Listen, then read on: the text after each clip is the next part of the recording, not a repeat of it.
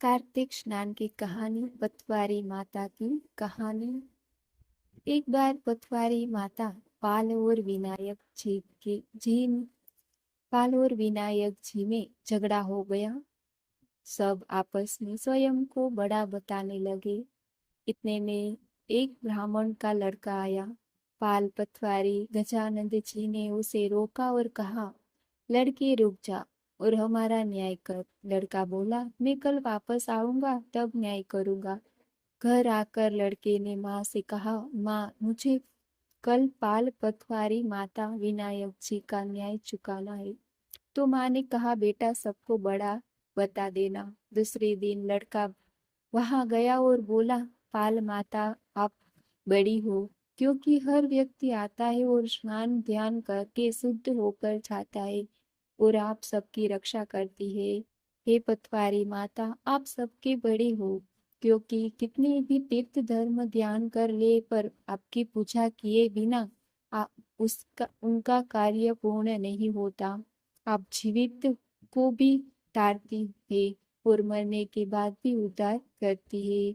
पतवारी माता पथ की धरणी, इसलिए आप बड़ी हो। जब विनायक जी से लड़का बोला, सबसे पहले शुभ काम में आपको ही मनाया जाता है।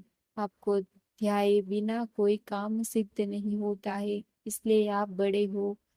पाल माता पतवारी माता विनायक जी भगवान लड़के की चतुराई से प्रसन्न हो गए और बोले, लड़के तुमने तो हमें सब हम सबको ही बड़ा कर दिया। उसको सुखी रहने का आशीर्वाद दिया और झोंके दाने उसके अंगोछे में डाल दिए। लड़का सोचने लगा, ये तो घाटे का सौदा रहा। सारा दिन खराब कर न्याय किया और इतने से जो मिले। उदास मन से घर आकर अंगोछा एक कोने में डाल दिया। माँ ने अंगोछा उठाया तो उसमें से हीरे मोती बिखर गए। तो माँ बोली, बेटा न्याय करके क्या लाया है? लड़का बोला, माँ कोने में जो पड़ा देख ले। माँ वहां गई, देखा हीरे मोती का ढेर लगाए, हीरे मोती झगमगा रहे। माँ अत्यधिक प्रसन्न हो गई। माँ ने बेटे को बुलाया और कहा, बेटा आज तो पाल माता पतवारी माता विनायक जी भगवान आज तो हम पर प्रसन्न हुए हैं। माँ बेटे बहुत प्रसन्न हुए। हे भगवान, जैसा पाल माता पतवारी माता विनायक जी भगवान ने लड़के को दिया वैसा सबको देना।